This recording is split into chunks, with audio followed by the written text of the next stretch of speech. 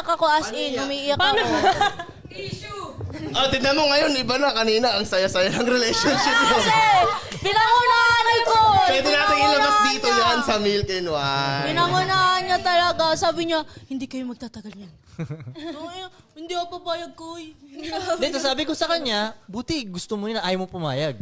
Maganda Hindi ko yung sagot niya eh. Sabi niya, hindi, ayokong hindi maghiwalay kami. Sabi ko, tama Hindi yun. ko siguro kasi maaga pa sila. Lahat nung kailangan ilatag nung lalaki, sinabi na nung lalaki sa kanya, kaya ganyan siya. De, Feeling pero, ko lang di ba Ate Nick, ako kasi, kayang-kaya ko manap kagad ng kapalit kahit kakahiwalay lang namin. Lahat ng babae, ganyan. Kayang-kaya ko yun. Mali yun, Kayang-kaya ko yun. Mali yun, naman. mali yun.